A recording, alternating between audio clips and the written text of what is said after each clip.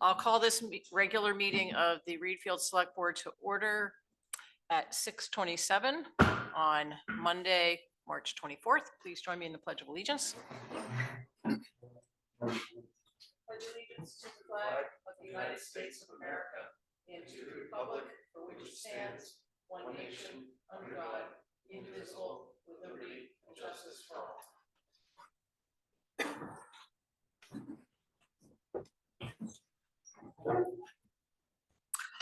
The first item is 25079, the minutes of our last meeting on March 10th.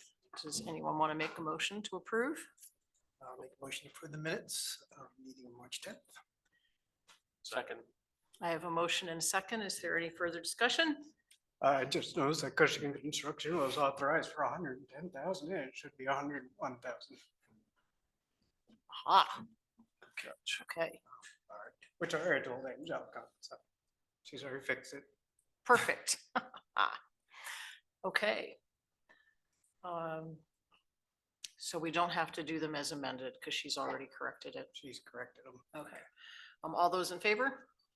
It is unanimous. Moving on to 25080, warrants 37 to 38. That would be Steve, I believe. Ma'am, so warrants for a total of $520,420.81. Payroll was $26,101 of that roughly, and accounts payable was $494,319. There's a bunch of state payments, registration fees for $5,228.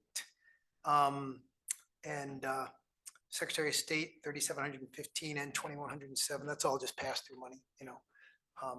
And then we have the lease payment for the compactor. The last one was made to Androscoggin Bank. That was $86.18. So that's for the compactor at the transfer station.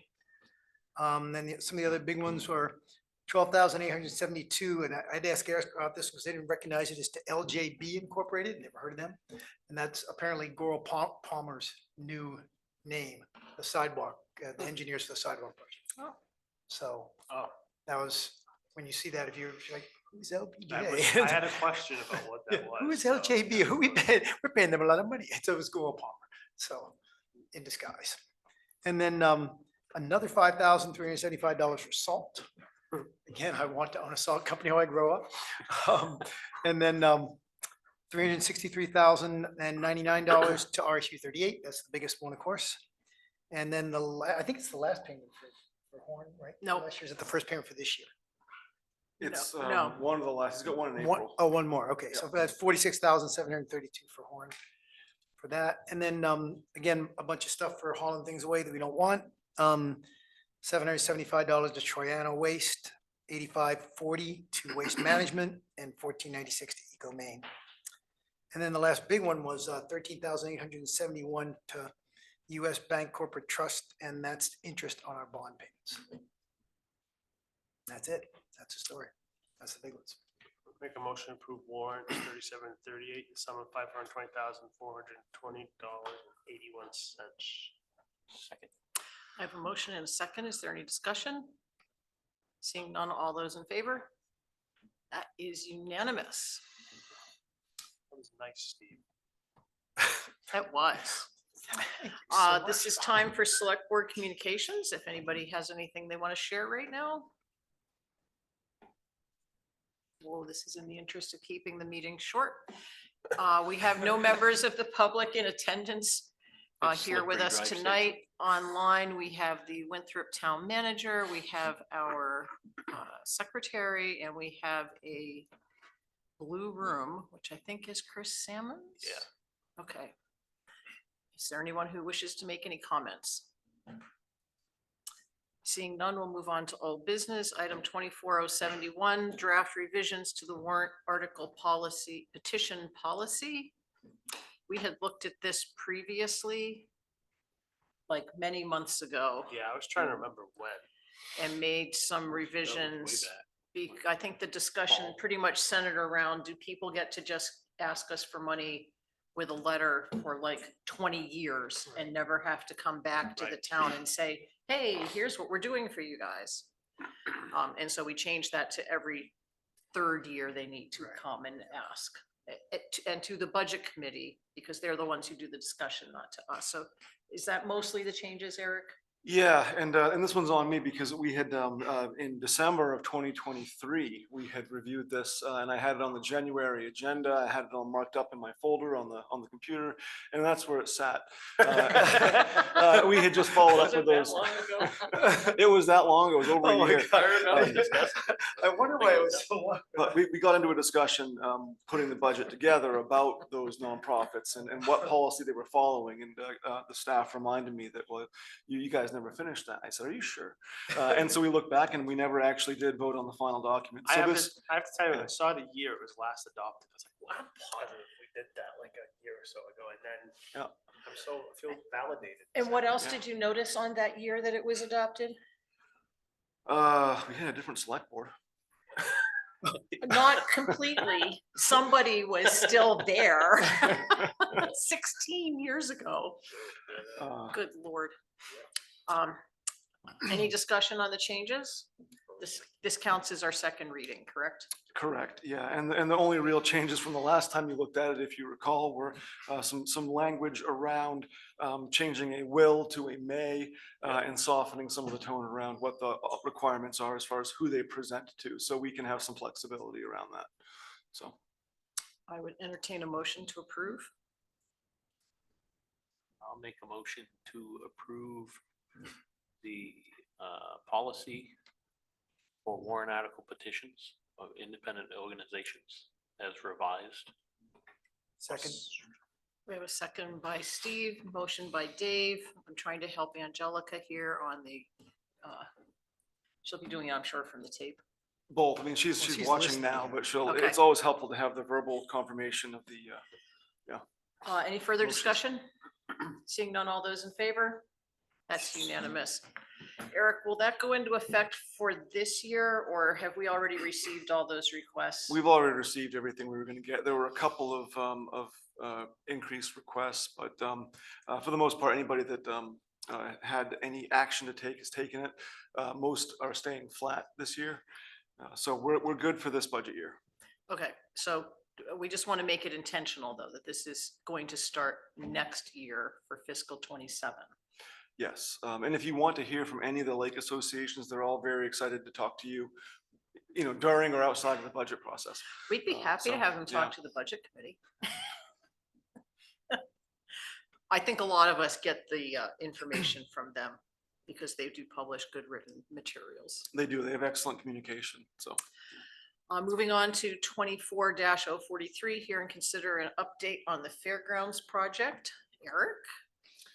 Okay, so about 2 weeks ago, we received confirmation, unofficially, not on a formal letterhead or anything, but unofficially, that the Army National Guard is going to have us on their schedule for work for 2026. So that was, yeah, it's a very big deal. And it changes the dynamics of where we are in the project, and kind of expedites things a little bit.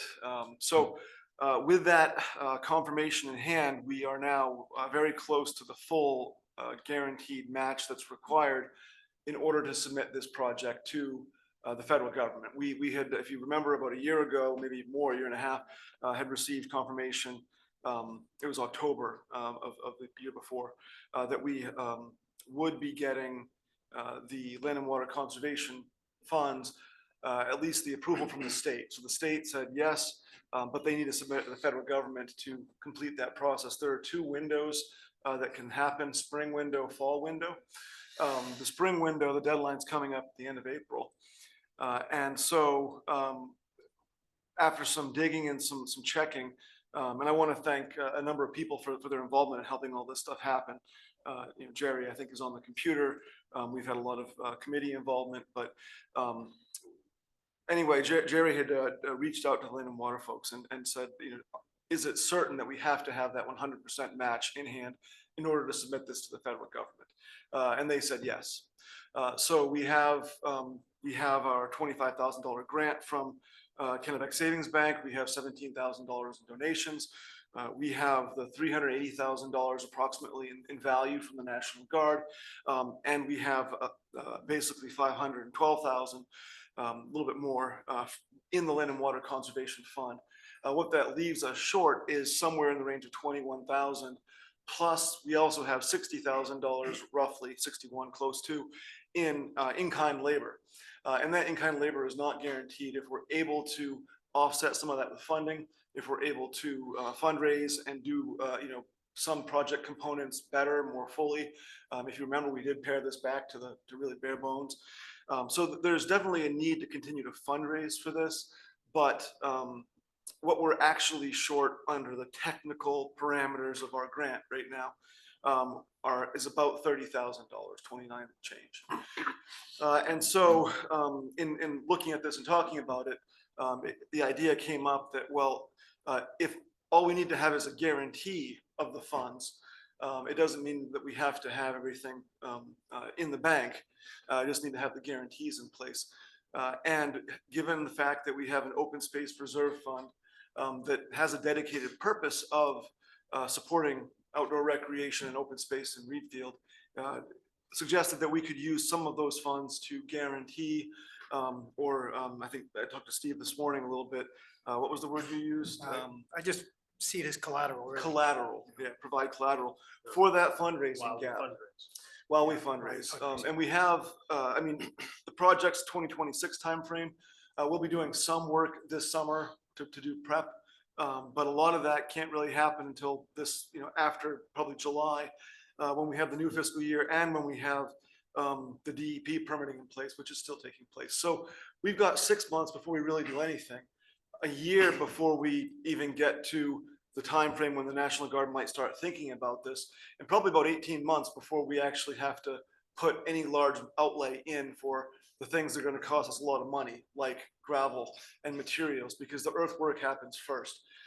So what we're looking at, I think, is a pretty long horizon for doing that fundraising. And just from my take on this, I think that it's very much a select board decision. I think that financially, it's very straightforward. The money is, the board would say, the money's available. We're committing it as a guarantee, and then we're going to backfill with dollars from fundraising. Where it's not so clear is the politics of it, given that we did say when we were starting this project that we wouldn't use any tax dollars for this project.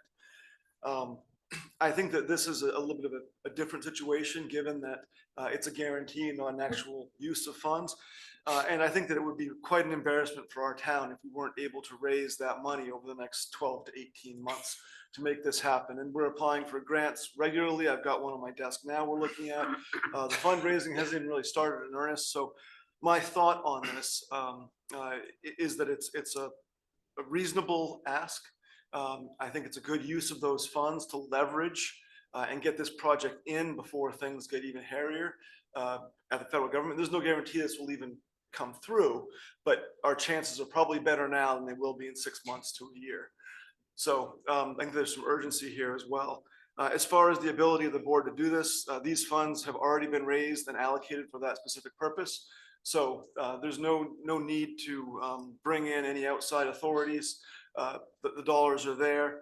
It's just between you and the voters as to whether or not you want to use these funds to leverage that effort and get the grant in to the federal government. And that's my piece on it. And I know there's a few people online that might have comments, and I'm hoping Steve and Jerry, if they have anything to add, can feel free to do so. But Anyone online want to speak to this? Jerry? I think it's a necessary approach with the uncertainty in Washington right now. I think waiting, things will likely get more challenging as opposed to less challenging. So the sooner we can get this proposal in the National Park Service process, I think the better our chances of receiving those funds. So while ultimately I hope and expect that none of the open space funds will be needed for this purpose, I think it is worthwhile to guarantee the town's application for the project with those funds, with the expectation that we'll not need them. So I would encourage the select board to proceed as proposed. Thanks, Jerry. Steve? I mean, from a select board perspective, I mean, I think it's totally reasonable to use this money for that purpose. I do feel super strongly that we committed to do this without taxpayer dollars, and so I want to make sure that we say this, but from my perspective, anyway, I want to say it, that, you know, I really want the fundraising to continue. I think it's part of ensuring that we have support from the entire community and keeping our word, so I want to do that. Anyone else on the board? Mr. Shaw, I just want to say, I think this makes sense to me too, and I just really want us to start having some of that positive press, Eric, that we've talked about. Yes. Because I think that's what we've been waiting on, to get a little bit more support on fundraising. You know, we've never really had anything about this project in a positive light about who has been helping, who is interested. So I'd really like us to push that effort as well for. So Jerry, what's the timeline if this is submitted to the feds by the end of April, that was the deadline, right?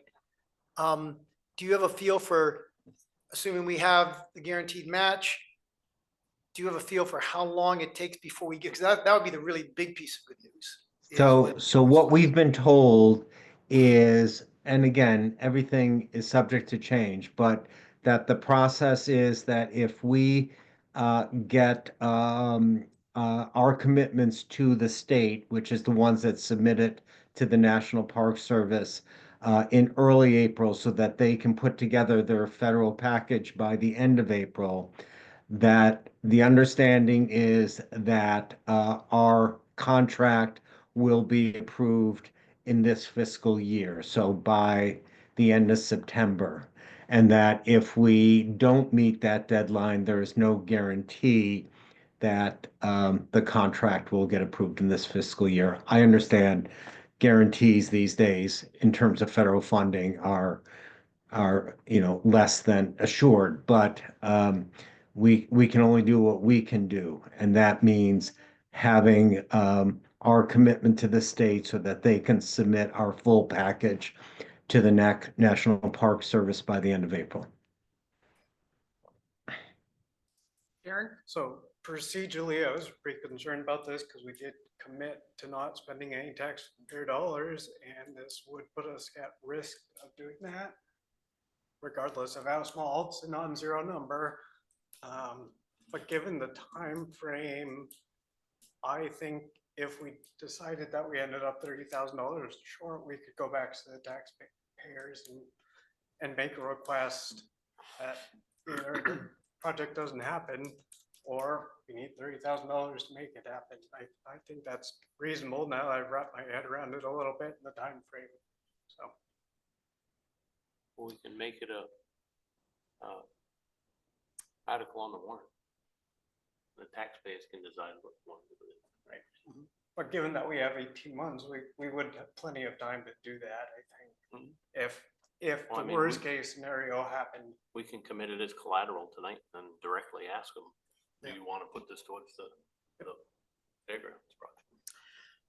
Eric, how much did you say we've already gathered in donations and fundraising? A little over 17,000. And in what period of time has that been? Oh, it's been about less than a year. It'll be a year in June probably, so. And we haven't done our big push. We did the one big mailing. Yeah, we've done the mailings, we've done a lot of little things, but it's hard to make a big splash when one of the major components of this, the National Guard component, if that didn't happen, this project basically we'd have to take a whole different approach. Right. So now that we have all the pieces, it really gives us a lot more ability and validity in making the statement that this is happening and we're running full steam ahead with fundraising.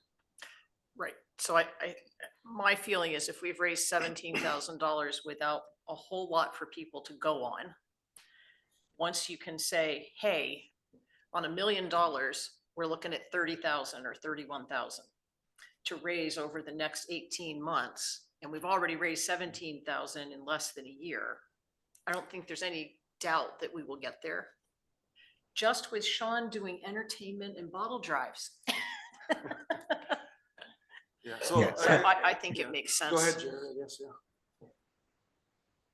We also raised the $25,000 grant from Kennebec Savings. Yes, so that's true, yeah, so that is also part of the fundraising. So I was talking about donations that are coming from individuals and Right. that type of thing, and I expect we'll have more foundation grants. And I do think that it will be, we'll see a lot of donations, we'll probably see more than what we need. I hope, because it isn't just about meeting that minimum threshold, it's about maybe relieving some of the pressure on the volunteers, maybe raising the level and quality of the work and infrastructure we're putting in there, so. And with the costs increasing, it's never bad to have a bit of a buffer either. So I don't think this is any way going to hamstring fundraising efforts to say, well, the money is guaranteed, so we don't need to work very hard. I don't believe that's going to be the case at all. So I just wanted to answer that question because I have heard that out there in the world. So I think if someone wanted to make a motion to the effect of what Eric needs and say that the intention of the board is that those funds will be replaced with donations and the guarantee removed from that pot to another pot. You said it was 29,000 in what, Eric? Oh, I'd have to look at the exact numbers, but Do we need an exact number? Can no, we say I think that 30,000? you know, a match not to exceed $30,000 guaranteed out of the open space fund covers it.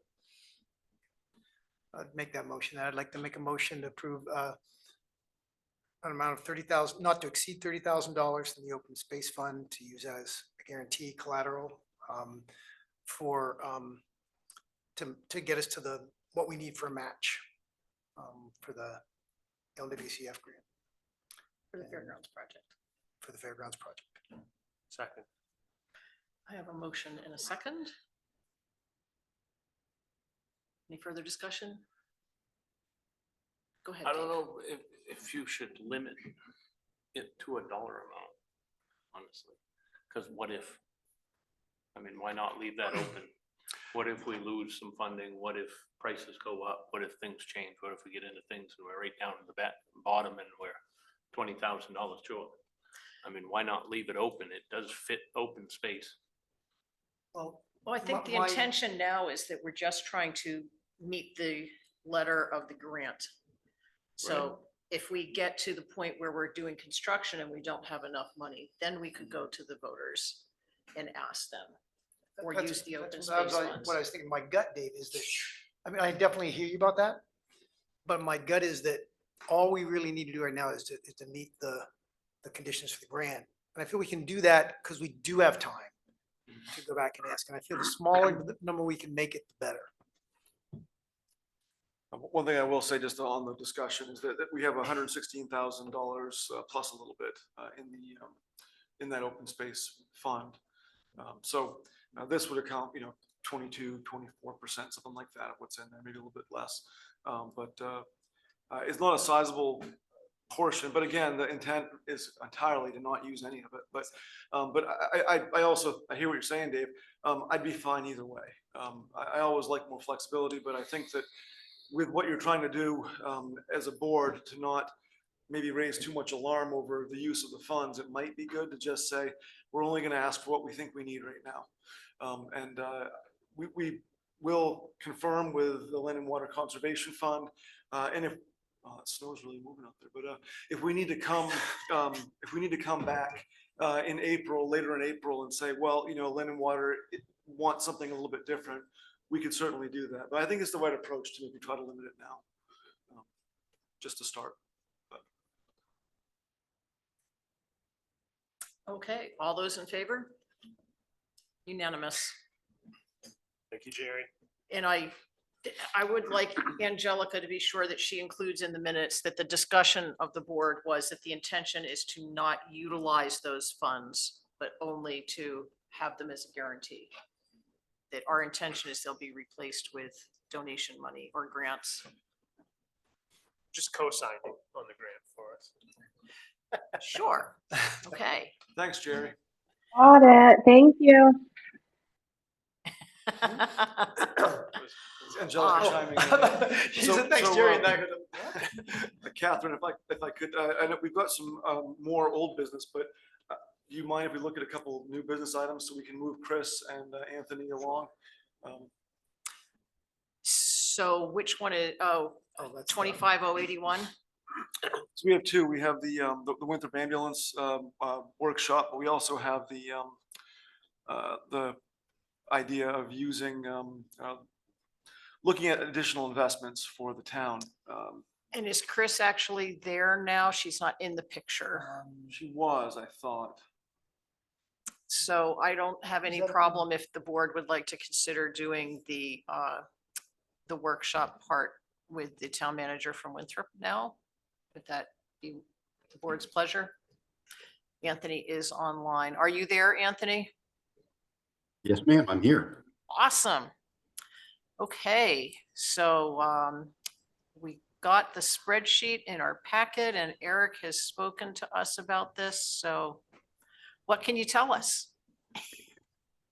Well, I've been the Winthrop Town Manager since June of 2023. And during my first budget process, I wasn't confident that we had a concrete methodology for figuring out our revenue from our ambulance service. And so I started after that process to explore some different options that we might use. And the city of Gardner operates an ambulance service that's much like the Winthrop ambulance service in that it serves not only the city of Gardner, but some surrounding communities as we do in Winthrop. And I just had the sneaking suspicion that Winthrop taxpayers were subsidizing service in other communities. And I think the good folks there in Readfield can relate to this because you share a transfer station with the town of Wayne. You allow their residents to use your facility, and you want to ensure that your taxpayers aren't subsidizing solid waste removal for the folks in Wayne. And so the methodology that the city of Gardner has used for several years has it's a proven theory. It's been good not only for that city but for the member communities in ensuring the financial stability and sustainability of its ambulance service. So as you've seen from the spreadsheets, you're essentially looking at a 50-50 split after we account for the amount of money that we will actually collect in billing, which is only a fraction of the cost of running an ambulance service, between per capita cost and call volumes. We looked at some other methodologies, but we thought this was the fairest way to do this, plus collecting uncollectibles from each community. And as you might know, uncollectibles run really high in an ambulance service. We just lost our ambulance chief. His last day was Friday, and I really wish he were part of this discussion because he's much more well-versed in ambulance billing than I am. But what you may or may not know is that an ambulance service doesn't bill unless it transports. So, God forbid that someone in your community should suffer a heart attack. The Winthrop ambulance service responds, resuscitates that person, and they refuse to go to the hospital. At that point, we drive away and there's not going to be any billing with that call. We only bill if we transport someone to a hospital, and that's in keeping with what insurance companies expect, including Medicare and Main Care. Medicare and Main Care only pay for a portion of the actual cost of the service. And insurance companies follow the lead of Main Care and Medicare. And then, of course, you do have a portion of the population that is uninsured. And so those are your uncollectibles, things that we're never going to see any revenue from after transporting someone to a hospital. So anyway, so after calculating this, we met with the town managers and a few select board members of the communities that we serve.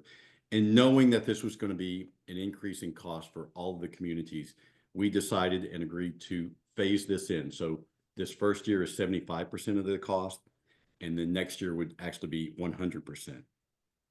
To put it into some perspective, Readfield's cost for ambulance service in FY26 will be about $76,000, which sounds like a lot of money because it is a lot of money. But if you compare what we pay here in Belgrade, where I live, we're paying Delta $35 per capita. And if Readfield were being charged that same amount, by Delta, you'd be paying $91,000 as opposed to $76,000. At 100%, Readfield would be paying $101,000. But it's rumored that Delta is going to be moving that per capita cost up to $50, as much as $50 next year. And if that were the case, and Readfield Delta was serving your community, you'd be paying $130,000 as opposed to $101,000. The cost of one of the first disagreements I had with our ambulance chief is the first thing he told me was, essentially I'm running a $1.5 million business. And I said, with all due respect, you're not. You're running a public service because your business loses $500,000 a year, and no business would stay in business if that were the case. And part of the reason why is because ambulance services, in addition to never recovering the cost of the actual service, are tremendously expensive. I mean, you're talking about 24/7, 365 staffing for 2 ambulances plus 2 administrators. Our paramedics earn anywhere from $30 to $33 per hour. Advanced EMTs from $26 to $28 per hour, and EMTs from $23.50 to $25 an hour. So, these folks are well paid because they provide a vital service to their communities. In fact, because our chief just recently resigned, I actually approached a very talented, hardworking paramedic on our staff to see if she would be interested in applying for the job. And she said, no, she wouldn't. And one of the reasons why is she enjoys making more money than the town manager does. And the town manager in Winthrop is, fairly compensated at more than $100,000 per year. Ambulances cost about $400,000 each. Stretchers cost $35,000-ish. And cardiac monitors cost $30,000. So all of those things sort of factor into the cost of the service. I feel like the communities that we serve have gotten a great deal for the last 2 or 3 decades, but now it's simply time that every community must pay its fair share to ensure the sustainability and viability of the service, and to ensure that just like folks in Winthrop aren't subsidizing service in Readfield, that folks in Readfield aren't subsidizing service in Manchester or Monmouth or Wayne. Or any of the other communities that we serve. So that's it in a nutshell, and I'm happy to answer any questions that you might have.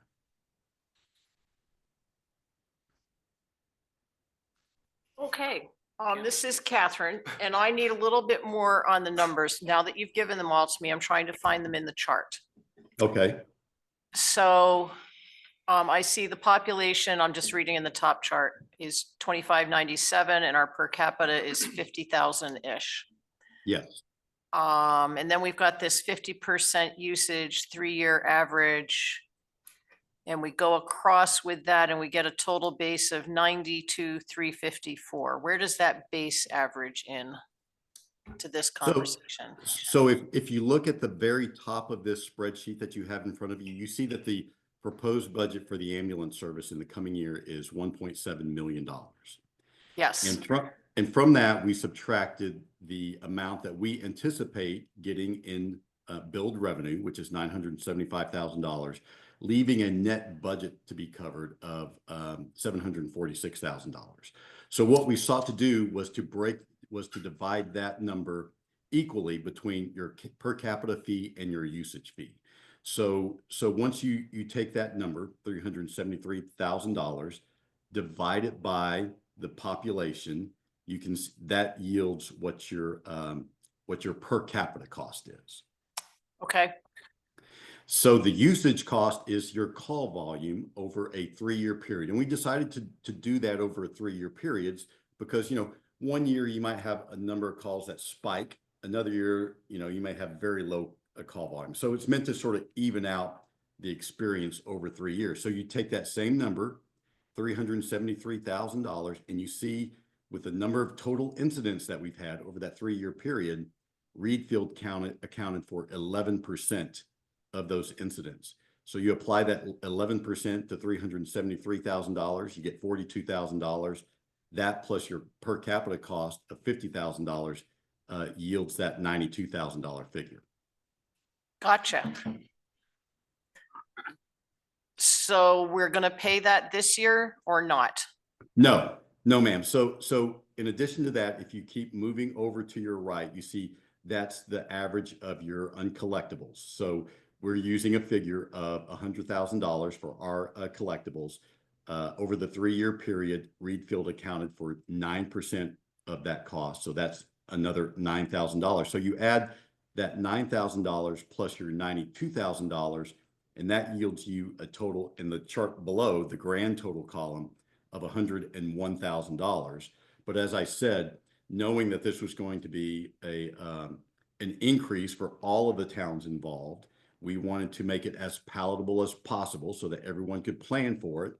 And so you will actually be charged 75% of that $101,000, which yields you a cost of about $76,000.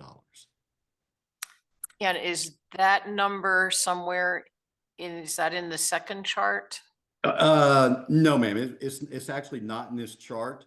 But again, if you took that $101,000, divided that by 75, it would yield $76,105. And so that's our share for this coming year's budget. Yes, Yes, and that ma'am, number that's is correct. budgeted already in the budget. So the budget I committee's saw talked that. about this and looked at this. So we've moved it through that part of the process. They, like you, had some questions, but it is in the budget as it stands. Okay, and then next year we'll be looking at that number changing to 101,473. Well, it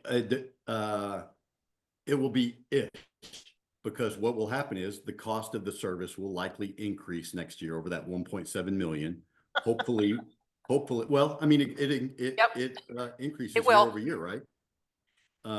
And most of that cost is related to wages, and we have a collective bargaining agreement with the union that represents our paramedics and EMTs. We hope to have that $975,000 will be even greater than it is this year. So that'll help to offset some of that cost. And so you'll go through this same exercise, plus the 3-year average on your call volume and on your uncollectibles will change because you'll be looking at a different 3-year period. So it'll be somewhere in that neighborhood, but it won't be exactly that. Okay, and the uncollectibles aren't actually Readfields or Waynes or Winthrops. It's a percentage based on population, and we've just divided the uncollectibles up. Is that correct? That's correct. Well, Okay. no, wait a second. Let me take that What's back. that percentage by town? You do have that Yes. separated by town, the uncollectibles. Yes, we do. 11%, I think we had. Yeah, so you look at the number of so those numbers of uncollectibles in 2022, 23, and 24, those are actual numbers from Readfield. So that yields your average of, or your total of 906, or excuse me, the average is 9,655, and that represents 9% of the total uncollectibles. Okay, so those numbers in those 3 years are actual uncollectibles from Readfield, That's correct. whereas the line above it was much less. I know there are fewer people, but Yeah, well, Okay. I mean, Fayette is the smallest community that we serve, so yes. right. Well, Fayette and Wayne. Okay, so I'm just gonna go with this chart, and next year it's gonna be another $25,000 hit. That's okay. I shouldn't say hit, increase. Somewhere on this. in that neighborhood. Okay. And, okay, anybody else on the ambulance?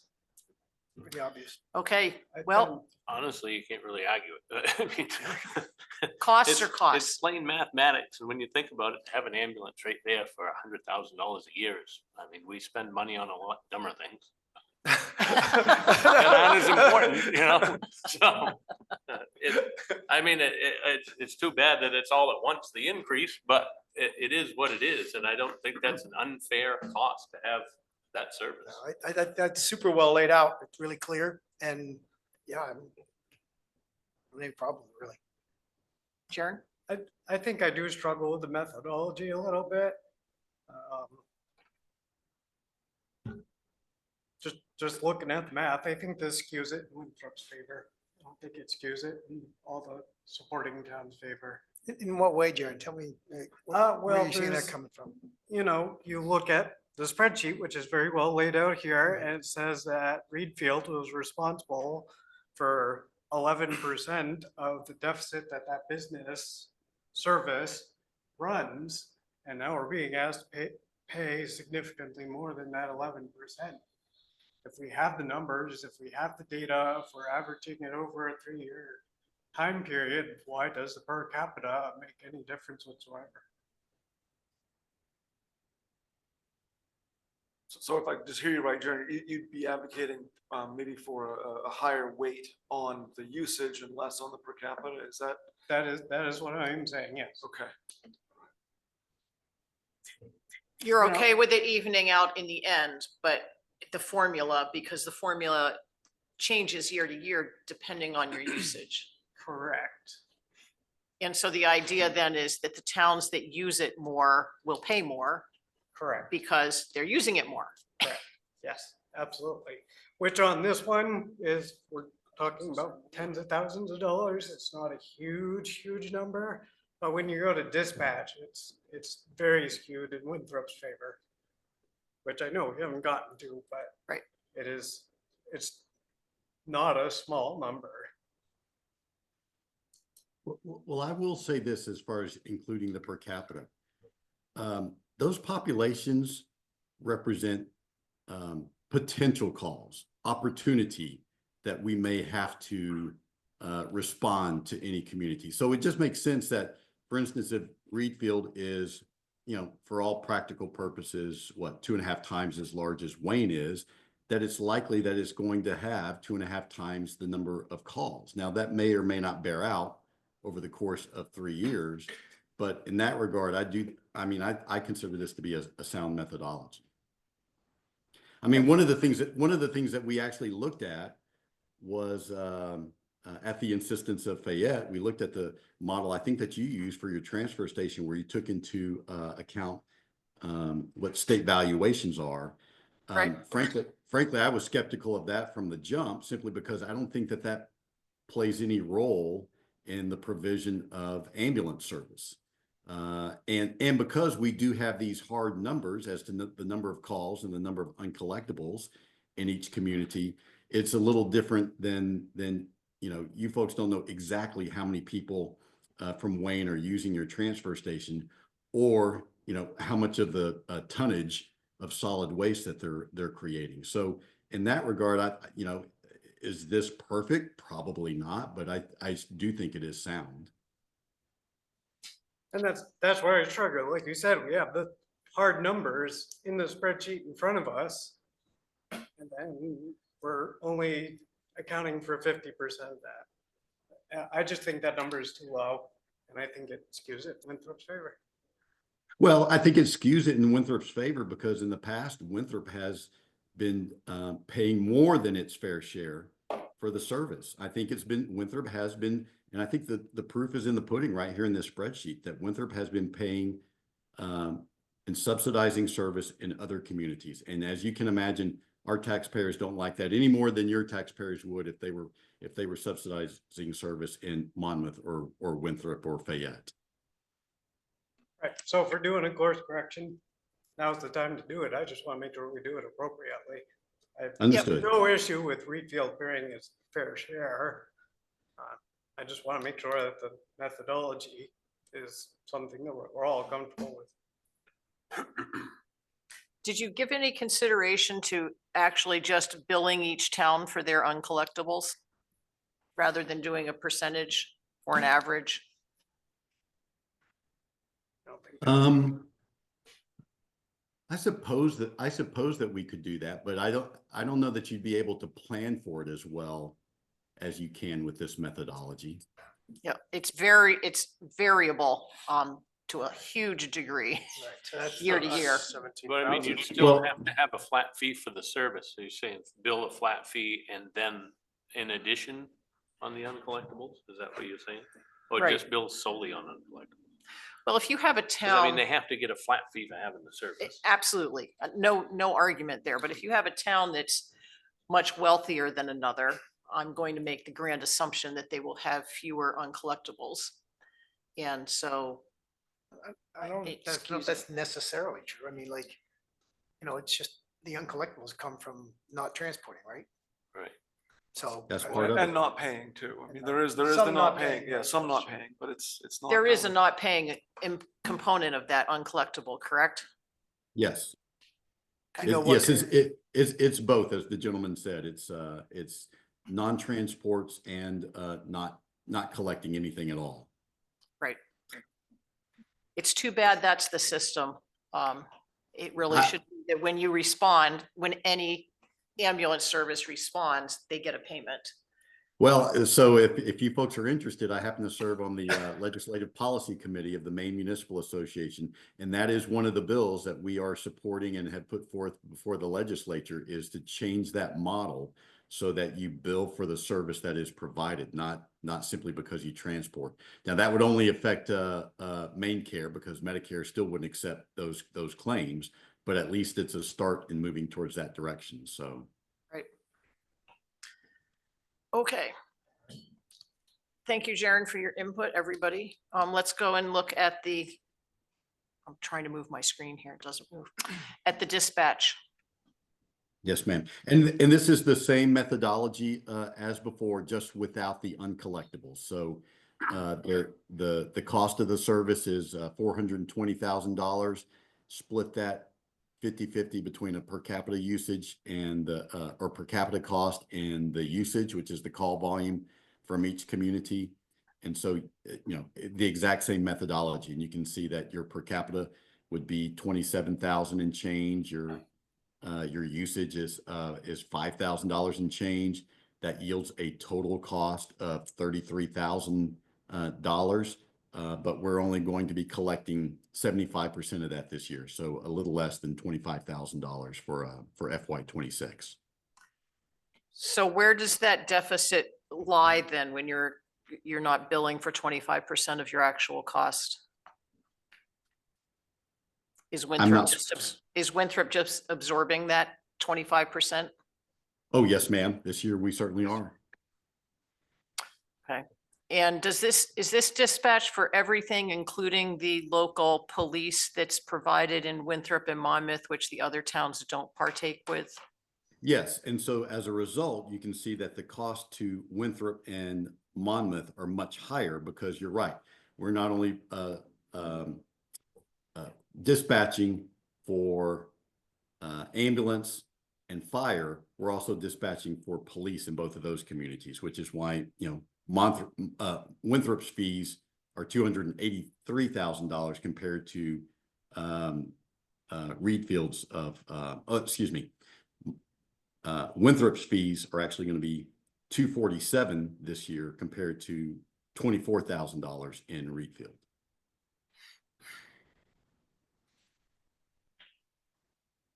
Well, it is what it is, right? I'll just repeat what I said last time. I mean, according to this, we're about 3% of the usage. We're going to be asking to be paying almost 16% of the service. So that's more than a 5 times multiple, which is, I have a hard time wrapping my head around that being a fair methodology. Say that again. So we're 3% of the, We're 3% of the usage, right? and we're going to be asked to pay 16%. And I believe that's for this year. So next year will be significantly more. So we'll be paying almost somewhere between 15 and probably 20% of the service and receiving 3% of the value, if you want to put it in those terms. Anthony, where did the total base come from? If we're looking in the top, I know it's in both charts, but at the very right of the top chart. Right. So that's the net to be covered. It's $420,000. So, Right. so if you just add all of those figures together, that gets you to your $420,000. And how did we come up with that figure coming across? Okay, so So with Readfield, again, your population, so what we did is we split that $420,000 in half. So we're gonna recoup 50% of that, or $210,000 through your per capita fee. So it's the same exercise before. Right? You take the per capita of excuse me, the per capita total fee of $210,000. Divide that by your total population, which is $19,000 and change. That yields your per capita cost of 10.61. Then you apply that 10.61 to your population, and that yields your $27,563. Okay, so Like your Jaren, mill rate. right. So Jaren, your point is doing the 50% capita, 50% usage. Right, I feel that, I feel skews it in Winthrop's favor significantly. I guess, Sharon, I hadn't necessarily looked at it in quite that way. But you know, I am thinking about it more, and Anthony's always been open to discussion around these things, and I'm expecting we're gonna be fine tuning this over the next couple of years possibly, but it does kind of raise the question about that population base when this does cover the entire service, including the police dispatch for Winthrop and Monmouth. So that piece of it, that 50%, there probably is something in there that I'd like to look at. Maybe not this year, but I think it's worth considering whether or not that the same formula makes sense in this case. Anthony, we hadn't even talked about this because it's the first time I'm really thinking about it in that way, but I think it's something to discuss. Definitely. We're open to ideas. I mean, it is 89% of the incidents are in Winthrop and Monmouth, which has the police dispatch also. And so it does seem like that, going back to the usage part, that could be an issue. I guess I'm okay with this if we're open to evaluating this after we look at another year's worth of data. And hear the discussion from all the towns. If everybody's having the same sorts of thinking, then there's something more to it. Yeah, so I don't have to tell you guys this, but Eric's a really smart guy, and I don't mind sitting down with him and seeing if we can find a formula for FY27 and beyond that's maybe more reflective of the service than what you have here.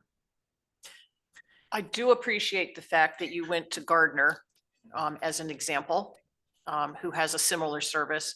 There's really no sense in reinventing the wheel for everything we do. And it gives you some good beginning, some good base to structure your system on. Well, Any other and you know, comments? and they are central Maine like we are, so it's not as if we're looking to southern Maine, for instance, to serve as a model for us. Right. So I will work with Anthony to look at that formula a little bit. Also, I mean, we've talked about this extensively a couple different times. And you know, a couple of other points that I want to make that I'm hoping to continue to look at are, you know, whether or not it's possible to improve the service and get an ambulance back to the Readfield Fire Station. I think that's probably a long shot bid because of the demographics and there's the distribution, but I think it would certainly help soften some of the impacts of this and help get service, you know, 7 minutes faster, 5 minutes faster to us and the outlying communities that are on this side of the service area. So that's something I wanted to bring up. And also, you know, of course, I do wish that the numbers were lower, but I understand the approach and the need to make adjustments, because I would not want, as Anthony said, to have Readfield, you know, subsidizing, you know, Wayne or Fayette with the transfer station, or, you know, another town in that way. So those things make sense to me. And the other piece of this is that the uncollectibles, I think, are something of a stand-in for capital assessments. I think that when we get that information about what the capital costs actually are for this service, it might cost us more. I don't know, but I do want to make sure that when we start looking at uncollectibles, that if we those are basically an operating revenue. or an unaccounted for operating revenues that we haven't been able to capture. But I do want to see us look at the capital costs and have a real discussion about what those costs are, because like the transfer station, we do have a pretty good cost accounting there. We know what our lifespan is for our infrastructure. We update it every couple of years. And then we prorate that and break it out under the same formula that we're looking at for other transfer station costs. So in the end, we capture those costs on an annual basis and adjust that accordingly. So I think that's a good model. And I want Winthrop to be made whole for not just their operating costs, but their capital costs. And I will be more comfortable once we see those capital costs. And Anthony said that he'll work on that with the new ambulance director. So I think we're good there. Well, and to speak to that last point that Eric just made, those decisions will be made above my pay grade by the elected officials in our community. And so one of the options, though, is taking that uncollectible revenue and putting those in capital reserves to address those capital needs. Anthony, just to a point Eric made a minute ago about possibly putting an ambulance back up here, how many ambulances do you have in the service? We have 3. One serves as a backup. We have 2 that are fully manned, and that reminds. So Eric knows this about me, but you folks don't. I spent the first 20 years of my working life as a journalist, and one of the beats that I covered in the city that I covered was City Hall.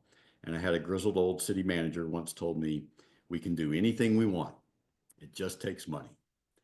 And so if we're going to staff a 3rd ambulance, you're looking at even greater cost at that point than you're looking at today. Right.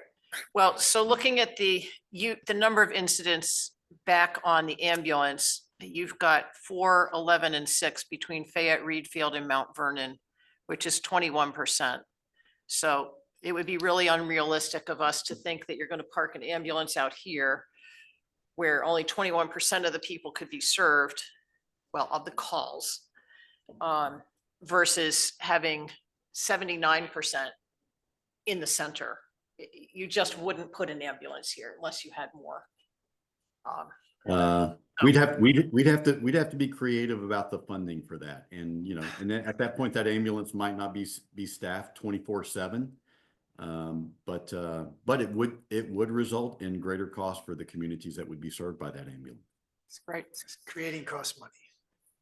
Well, maybe if we become a community of all older people, people will want that, but then they may have less money, so then they won't want it. So there's no happy medium, and I think it works fine having the ambulances right in Winthrop.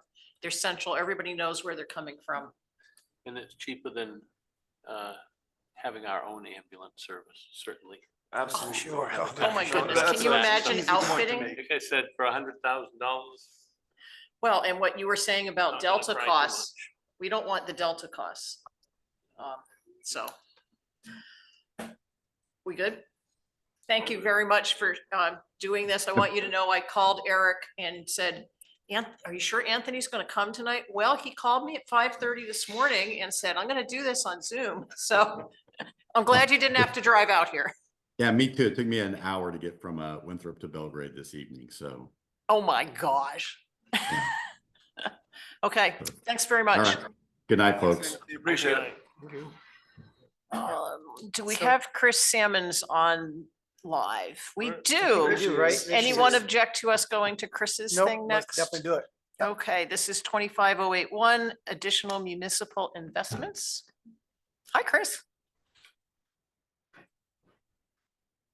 Oh, you're muted Chris still. is muted, but I mean, I can get started on this really quick. Okay, Just give a little bit of background. The first page in your packet you've seen in the past as part of the budget discussions, right? And that's our monthly checking account balances. And as you can see, we've had highs and some lows. Those are fairly predictable. They come with when taxes are due. But over the last few years, as you go from the red, orange, yellow, green, blue, violet. You go from older to newer. And for a while there, we had 3 or 4 years where we were building, and we starting getting into the blues. And then all of a sudden, we dropped by a significant amount. And that was when we put the first $1 million of investment into CDs and CDARS. So the reason, or one of the main reasons for that big drop that you see there, is because we pulled money out of our checking account and moved it into those kinds of investments. As you can see, we still have, $1.2 million on average, even at the low points. And so that means we have some capacity there. We did talk about this with the budget committee. And one of the things that was suggested, and I'll credit Marty Hanisch for this, was to do a bit of an analysis and say, well, what's a worst case scenario? Say that, if you look at the next page, we take those reserve balances and then we take the expenses from the month that follows, and we subtract those. And what does that look like? What percentage of our current balance would be accrued to expenses in the following month if we had no revenue coming in? So it was just a kind of a creative way to look at it. It's hard to say exactly what that means, but it does show that on average we have around between 25 and 35%, depending on what you're looking at for actual balances available, that's utilized every month if we took this model and put it into effect. And what that tells me is we've got a few months, basically 3 to 4 months worth of buffer if we had no revenue coming in. And that's a pretty healthy buffer. And it was a good way to kind of assess this and get the next level of confidence, because it was easy to put $1 million into investments and basically realize $50,000 in revenue over the course of the year. That was a really positive thing for us. But things are tight, and the budget committee did discuss the idea of possibly investing more of those funds. And so we've been thinking about that for a little while. We talked about it much more at the last meeting, but in the past, we've also talked about investments that are not CDs, that are not federally insured, that are maybe a little bit more higher yield, but more risk. And one of the products that we came back with after talking with some of our investment partners, Kennebec Wealth Management, was the idea of an ETF. And these were new to me. And what I wanted to present to the board tonight were just two options. One would be looking at an ETF, which might have potentially a 6% yield on average over the last several years. Maybe a little bit less if you go back 10 or so, but recently it's been okay as an option. And then also provide some CD rates that we just got today, actually, after I talked to some folks. So I wanted to present these options, and I asked Chris, because she does this pretty much for a living, to give me her thoughts and the select board her thoughts on the ETFs versus the CDs, and just have a different perspective than just mine. So how's that, Chris, for a start? Does that work for you? Okay, sounds good. Well, ETFs are like mutual funds. They're made up of multiple securities. And the one you're looking at is a bond. So it's made up of bond securities. And they try to offset that with some other stuff, because when bonds go up, the Dow goes down. When the market goes up, bonds go down. So they're trying to make it so it doesn't go all the way down or all the way up. The only problem is it is a security. It can lose money. And right now the market is very volatile. And you would not be assured that you would keep your principal. Buying a CD, the only thing you could lose if you had to take your money out would be your interest. So it's not a thing you want to put funds into if you can't afford to lose them. So if we're looking at a possibility of 6% there, but you had Northeast come out with 4.5% in a CDAR, it doesn't seem for 1.5% that the risk would be worth it in a volatile market. That's exactly right. And that's If my it was a read on it, yeah. 5% difference, then maybe, and it wasn't so volatile. I mean, Either way, I don't feel like it's our money to gamble. So. Right. It's different if it was my own money. Then if I lose it, it's my problem, but I feel like the town's money is not ours to gamble. So putting it in a CD, like Chris said, a guaranteed thing, you can't lose. I mean, there's no harm in that, but anything that we would lose $1 on, I don't feel like is responsible or right for us to do as a board. I don't even think it matters, even if it was not just 1.5%, 5%, it's still not sure. Even if it And was that 20%. that doesn't make me comfortable. Right, it's not ours to If it was risk. Dave's money, I'd be glad to use it. Right. There you go. So I think we have stated our opinion on that. So with that in mind, we have we have some in 3-month and some in 6-month. Is that just to keep money available so that we have it to pay our bills? Is that what we're doing really? Yeah, we're having money come and go, and it gives us off ramps at regular intervals. And the good thing is about the CDs, again, if we have to off ramp unexpectedly, we might lose a little bit of interest, but that's it. And so what I think what I'm recommending is that we definitely look at the CDs as a preferred choice at this point. And if you look at the next page that's in your packet, it's that schedule that we talked about. Right. And I've added in some columns. You've all seen this before. But if you look at that from April of 2025, we've got April, August, September, October, February, March, May, June. We have a really good stack right now. And if we need to have money taken out, we can do it without risk of losing that interest. We have a lot of opportunity there. So I think that there are a few things happening. One is we could really use the money. Two, we have the money, and a lot of it is, it's not just money that's sitting there and that we're hoarding so we can invest it. This is money that's here for cash flow. About $1 million of what we have is actually just for the dedicated reserve accounts, things like the building reserves, the road reserves, all that stuff. So that money, can be put to work, should be put to work, as long as we can maintain that fluidity that we're looking for. And so I guess I see a few things coming together here. Need and availability, and the rates are still really good. Yeah. So my recommendation is that the board, authorize the investment of that, additional 500,000. And that, this is a bit more work for me to keep an eye on and for the board and for Teresa, but I think that it's a necessary evil at this point. Not that making money is evil, but I'd like to see us pursue this because I think it's the right time and it will help us in the future. So. I agree. Yeah. I like the spread of months, and I like it that there are 3 that come due in May and June, which is your lowest month in your cash flow schedule, because it's just before we commit taxes in August and they're due in September, and it's a low time. So if you need the money, it's available without losing the interest.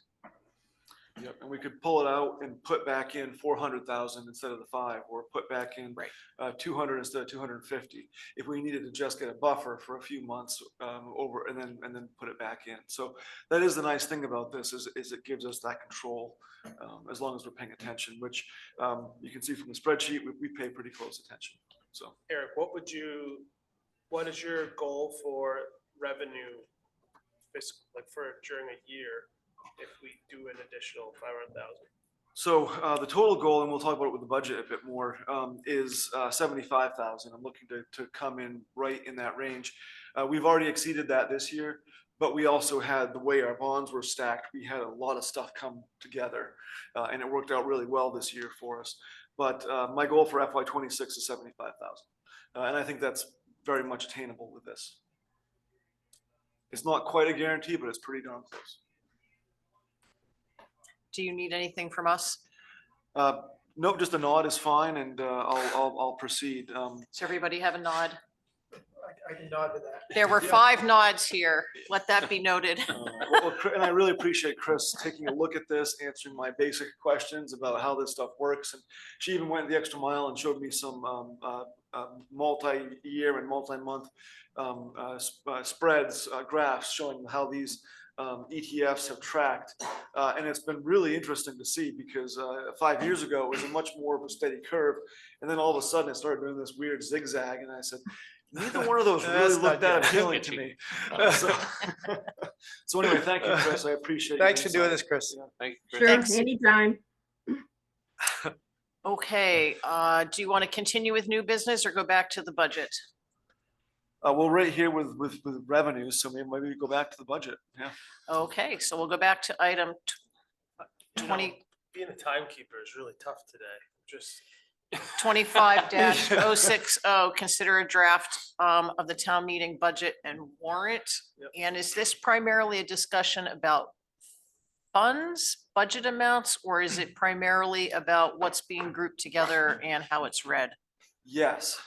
So, D, all of the above. This can be as in-depth or as high level a discussion as you want, but I want to present a few basic things that are the changes from the last time we talked. But it's important to note that we're at the point now where we're looking at actual dollars. We're looking at the warrant structure and the articles as they're intended to be presented, less any additional input from the select board, budget committee, or public. So we do have another month or so to really iron this stuff out. But in order to make that time frame work, we have to be ready right now to have this discussion and to have this information available for you folks to review and ponder and do what you want with it. I mean, a lot of these are standard fare, but I guess what I wanted to point out first is that the warrant is in the packet. That's the most concise form of the budget. If you look on the website, I did also post the detail reports for the detail on the summary sheets. So we have everything from the most fine-grained detail, every single account, all the way up to the warrant articles, which are the most condensed version of this. So this is the first really full, true picture of the budget. And I'll just run through a very few quick changes that have been made. The first two are significant, but also not really relevant. And that is I've adjusted as close as I can the actuals for the county and school budgets based on what they have currently for numbers. They're also at the point where they're getting very close to having a final budget. So what we see likely won't change much. The school budget, I think, is more firm than the county. Catherine can talk a little bit about the county. But those numbers are there, and they have the school budget's less than what we had originally budgeted, but it's still a big impact, still $250,000 roughly. And the county budget is more than we thought, but still, as a percentage wise, it's smaller, so the dollar impact is smaller. But they're looking at about 15% for the town of Readfield, so still a fair amount. The other changes that have been made include the factoring, right? So every year we talk about factoring and whether or not we need to factor our rates, our values, in order to keep up with what the state of Maine says we have to keep our values at. And you've all heard me say this before, that the House always wins. And this is a case where what they force us to do decreases what they have to pay us. And it's not their intent to shortchange us, I don't think. But it's just the way I wouldn't be too sure on that. It's just the way the law was written. And what we have is we get $25,000 of exempt value, and they reimburse us 76% of that, right? So there's layers here, but they reimburse us 76% of that $25,000 value. And whenever we factor, we have to increase our values. That lowers the mill rate, right? And so then the value of that $25,000 exemption goes down, and what we get back goes down. And this year, again, the markets are starting to stabilize in some places in the state. I've talked to the assessor about this extensively.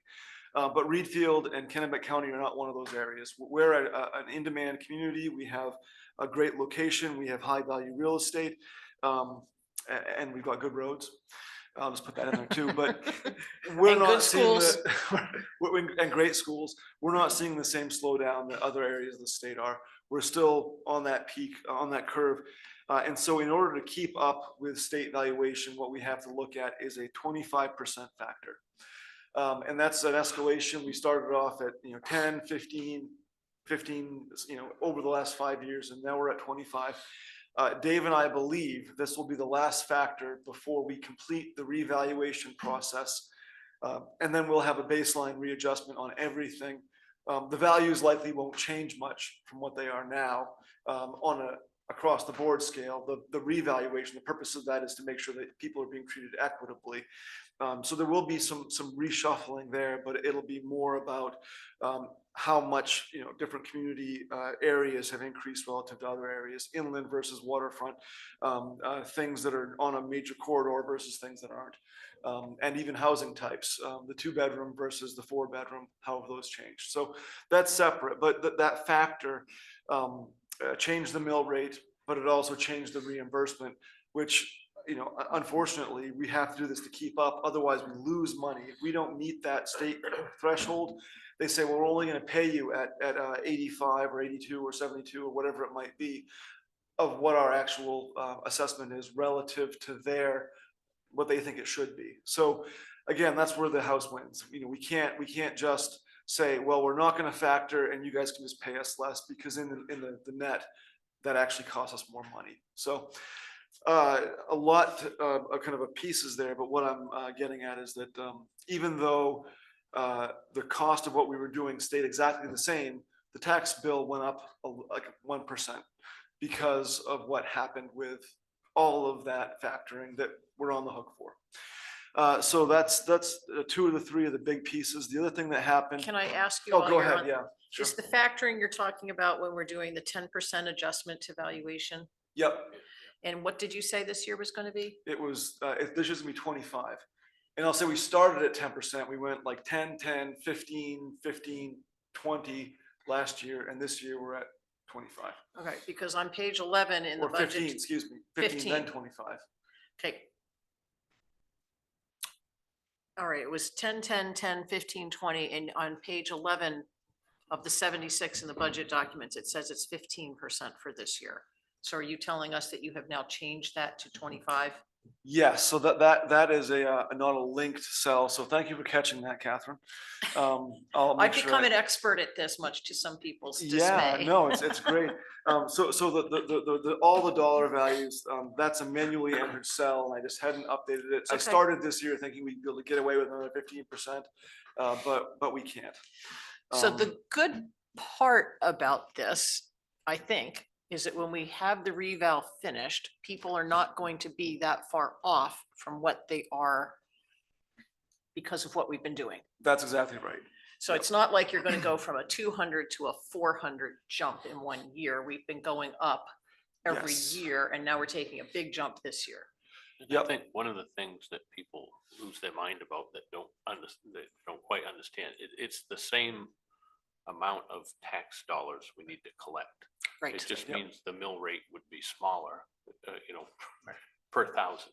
So it doesn't change because the value of your house went up. It doesn't mean you're paying more taxes.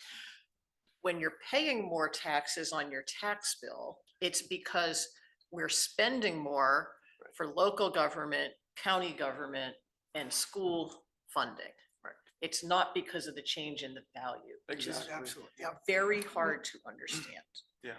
And it's all contingent on what the state isn't paying for. I'll just reiterate that. This is true in a lot of cases, yeah, and especially with the county, and I harp on the county budget a little bit, but it really does, and this became even clearer to me at the training I was on Friday, that the biggest part of the budget, and Catherine can confirm this, is the police and the jails, and the state doesn't pay for more than, they don't even pay for 20%. It's some minuscule portion So of the cost of those a services. year or two ago, they put in a jail funding bill and they asked for a specific amount, which was X percentage, and I think it was 35%.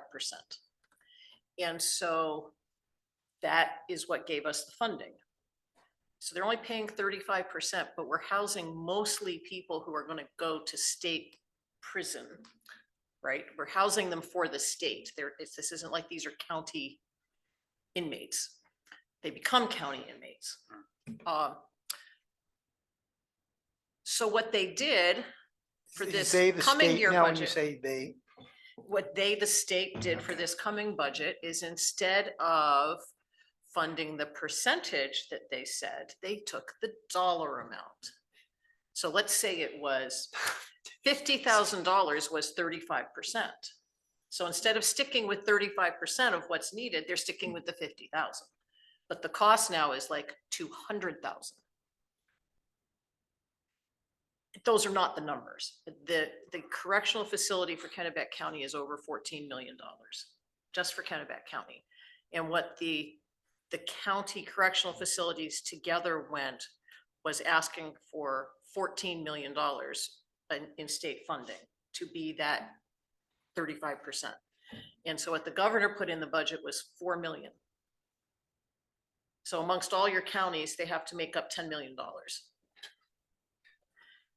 So that's a big part of what we're facing. And so, with county. and you yeah. can't not fund that because it's mandated by law. And this is what I'm saying, the state's not paying their fair share. So they agree to something and then they kind of do it. They spend it somewhere else. Well, yes, and And I it's won't even happening. get started in the Yeah. politics of Let's it. not get So, started.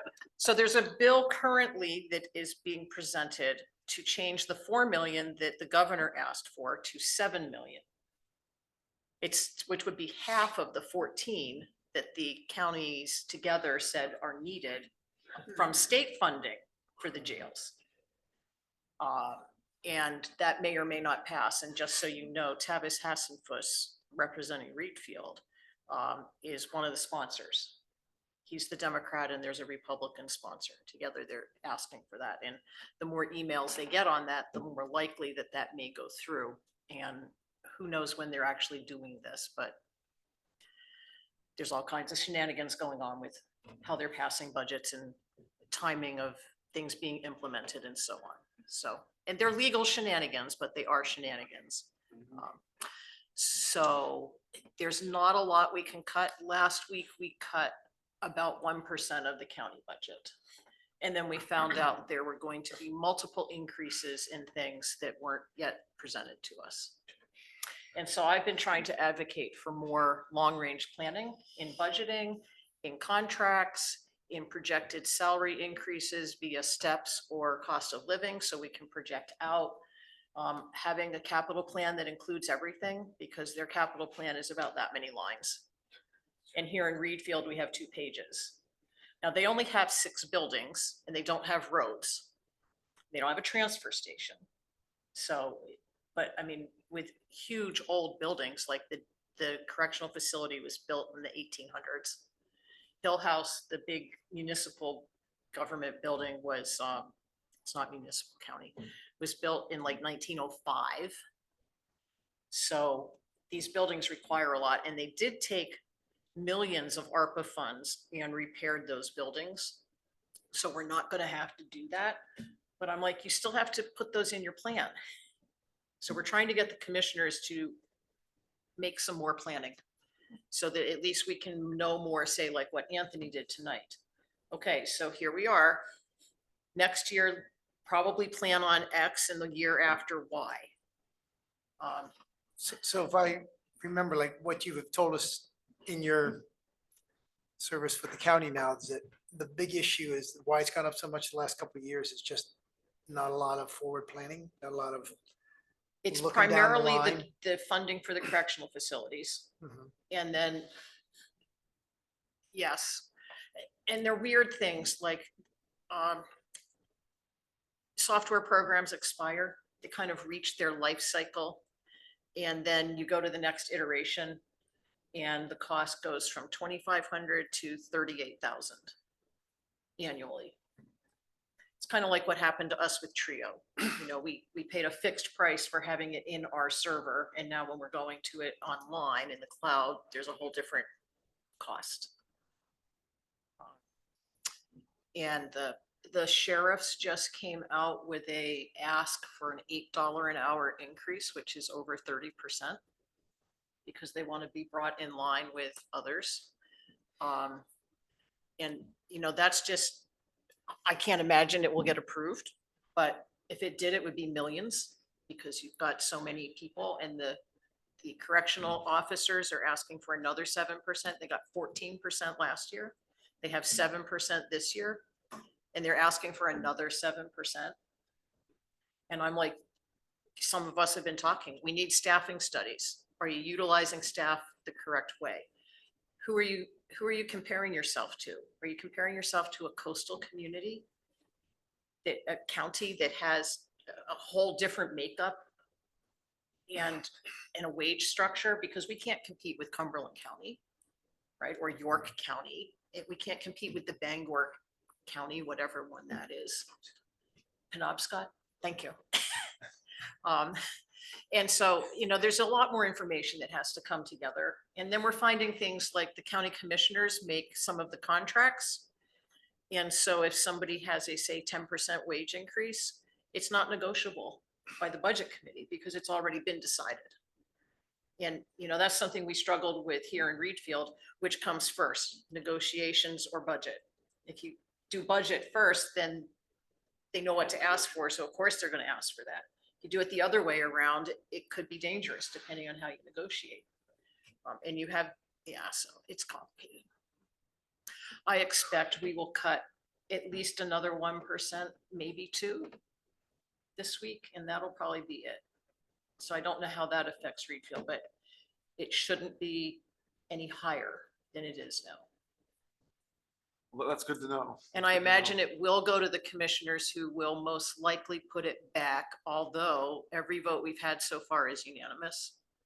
And if it comes back to the budget committee, it has to be, we have to override it by 2/3.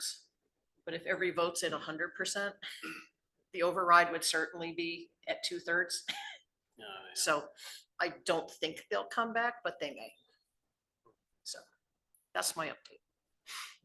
Okay, so the next couple things I want to talk about very quickly are things that the board does have control over and fit into some of the discussions we've just had around investments. So if you look at the page 17, again, as Catherine was mentioning, of the packet.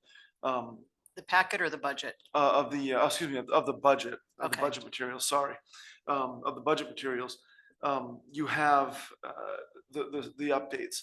Yep. And so after I did all that work on getting the factoring and all that straight, I did increase that revenue line for investment income. So that is showing, I guess, 76,000. I said 75, but it brings it up to 76. And the question was what to do with that and how to work it. We've also been talking about the salt sand shed and where that project stands. I'd let you know earlier that I don't feel comfortable at this point going out to bid or even putting in money for a bond or a warrant article or anything like that without having better information. And so I did remove that $10,000 bond interest payment from the budget. That helped.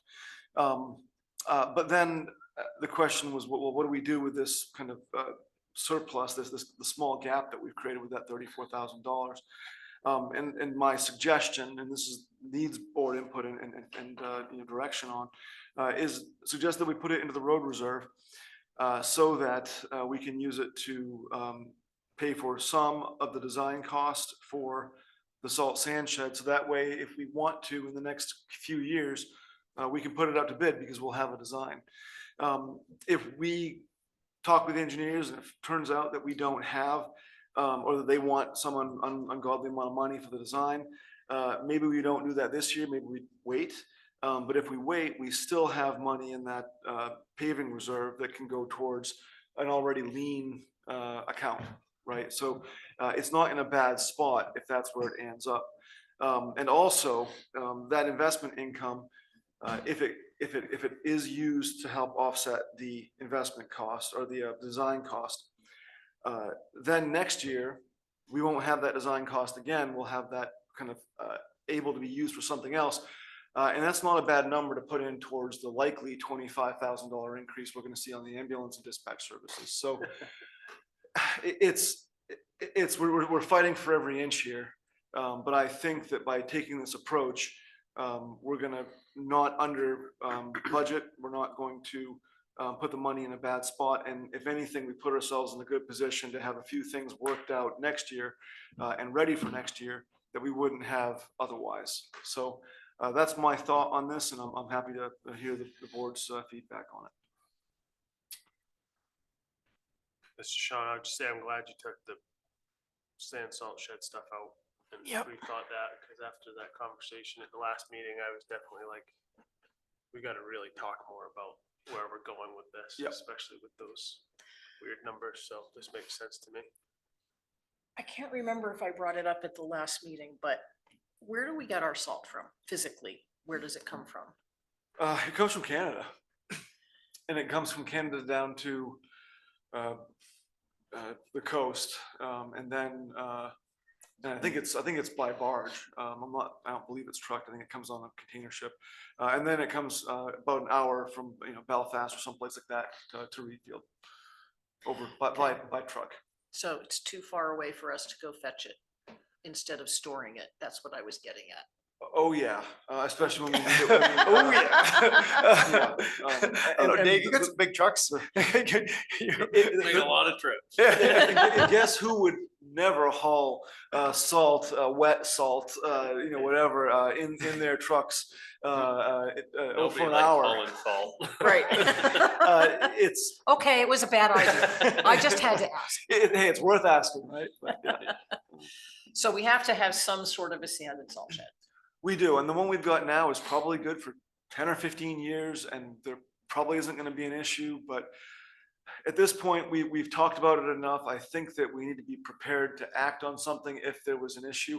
I mean, there could be an issue. I can't guarantee that it wouldn't be, but I think it's really important for us to have a cost, a design, so we can get a cost estimate if we put it out to bid, and then we'll know.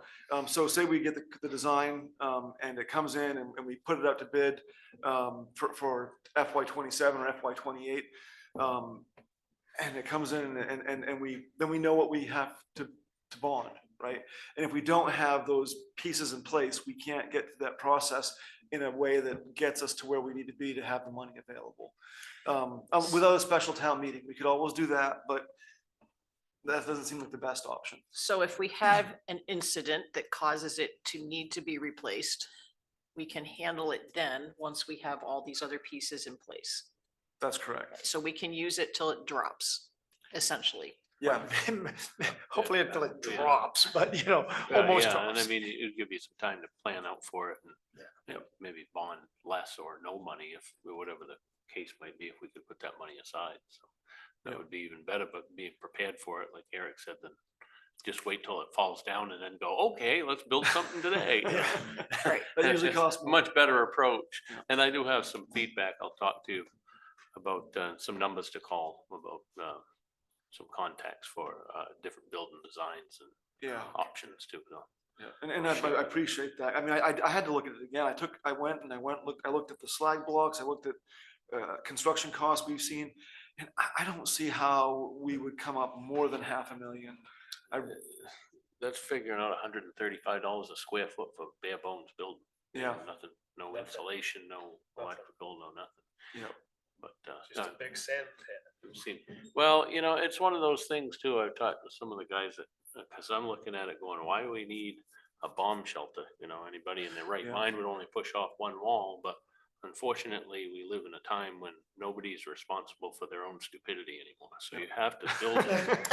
So, right, you gotta build it like you're gonna put a 6-year-old on the D9 in there. I mean, that's how you gotta build it. So, I mean, they're probably engineering it that way. So, what is it, 12-foot thick walls that you couldn't put an A-bomb through the side of them or something, Yeah, It's not just quite that insane bad, that- but it's right. 2 feet anyway. It's overkill. It's 2 feet anyway. Yeah, and I looked at a few different designs because we did reach out and I got some designs from a few different towns, and 60 by 120 is a pretty standard size. But they were talking, I mean, again, anywhere from 12 to 14 foot top to bottom. Rebar, every 6 inches, and it's not small stuff either. And it's a lot. I think we can probably do better than what they're suggesting, but that's only for the next couple of years, and then we're gonna have to see prices go The up again, concrete's so. the most of the cost on it. Yep. Could we consider going smaller? I think that would negatively impact the contractors, and the town. I think we'd be paying more, for the inconvenience factor. Right now, what we've got is, holds about 2,500. The 60 by 120 would handle between around 2,500 to 3,000 with a little bit of room to mix inside, which again is kind of a requirement. So I think that we're about where we want to be, especially because I've seen, again, looked at 3 or 4 of these. And John from the road committee just sent me several from DOT that I'm gonna look at. But I think that that's a pretty common size. So we don't want to make it hard so that the guys have to be mixing sand twice or 3 times over the course of the winter. Okay. Because the pits could freeze up. There's lots And of things that could happen. I don't think it wouldn't save you a whole lot of money in the end. I mean, the whole, it costs this much to build the building and shrink it 20 feet isn't gonna. Yeah. It's not really worth it's Gotcha. gonna be peanuts in the end. Yeah. So, I So, do I- wonder yeah. if we're actually raising enough, putting that $34,000. I do wonder if we want to go up just marginal amount, just give us a little larger buffer, because we don't know the time frame of this. It might be tomorrow, it might be 10 years. Yeah. And if we did just a small increase, I think that might be easier on the taxpayers. What's small for you? Make it around 50 just this year, add an extra 16. I think that would be a marginal increase to the average taxpayer. And would just give us a little bit more capacity. And if we do bond it in 5 years, then we have $50,000 instead of 34. And if we can do that over the next 10 years, as Dave was suggesting, if we could avoid bonding it altogether, if we front load it. So you're talking about making that a recurring cost. Correct. Was that your intention? not this year, but I see what Jaron's saying. I think he's right, that if we were putting money away, that would be helpful. But I also think that it's a, we're basically robbing Peter to pay Paul no matter what we do, because we know we're gonna have a $25,000 increase coming next year. So if we did that and made that recurring, it would be that dollar amount plus the 25 as opposed to softening it out. But that's a long-term, we can talk about that, whether we want to put money up front for this, as we tried to do before, but then costs escalated and we ended up eating into it, or whether we want to just plan on bonding. But I think, Dave had said something similar about, well, maybe we don't want to bond, maybe we want to save and bond less. I think that's going to depend a little bit on what money's doing, whether we can, again, whether it costs more to bond or whether we can make more money by keeping it in the bank. And it's right now with, bond interest rates are probably 3.5%. Money we're making on money on investments is 4.25. I don't think that's going to last. I think in 2 years we back down to the cost of borrowing exceeding the cost of investing, or the benefit of investing. Right now it's the reverse of that. So is this really something we should discuss in the CIP discussion in November or December? I mean, yes and no. If you want to start by looking at this year and adding more money and just to buffer it. I mean, honestly, I think $50,000 to design this thing, if it's not just a slag block, if it's a waste block structure, we still have to pay for design. It's probably still going to be 15 or 20,000 just for that, because we'll have to design the arches and all that stuff. But for an actual concrete design with rebar and all that, I think it might be closer to 35 to 50. So it's even this is on the edge. So I appreciate what Jaron's saying about maybe increasing that a little bit. But So you're talking about getting an actual design done so you can get bids, so we'll know more firm numbers for next year.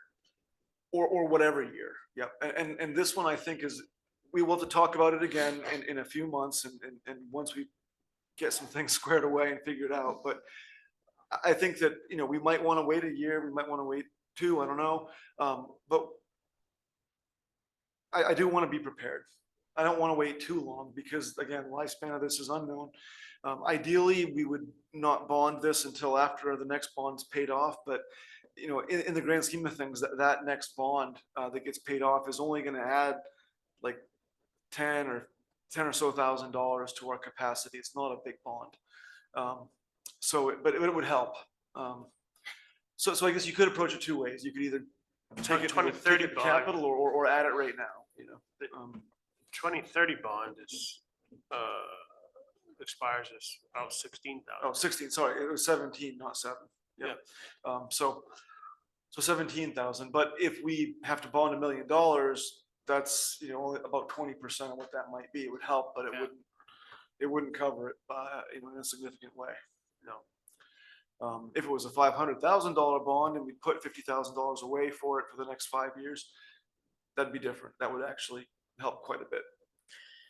I kind of think I'd like to wait and see what the reval comes in as and what the hit's gonna be to people in their taxes. We know that's coming up. We know, I can tell you right now, the county tax will be going up again next year. There's no way it won't. And we know Winthrop's going up for ambulance service. And we know that cost of living is gonna go up at least probably the same as this year, 4%. So It's a tough discussion. I mean, I'm and, just as happy leaving it at 34 for now and then talking about it more after you get some more information. Just my thoughts. I see what you're saying, Jeremy. That's why we're Absolutely. talking about it. Yep. But I guess the last thing I'll say about this, and we can go back to the actual warrant articles, is, you know, at that training I was on Friday, someone had a great, you know, phrase about municipal government and budgeting. And it was, you know, are we in the business of cost or the business of value? And this board, I think I've seen very much, you're conscious of cost, but you're in the business of value. And I think that's where we should be as municipality. And that's why these discussions are hard, is because, you know, we know what we should be doing, what we should be investing in, and what kind of services we want to offer. But we also know that, man, it's a lot of money. Just a thought that, you know, what is it we're looking for? Are we trying to save money? Are we trying to provide value?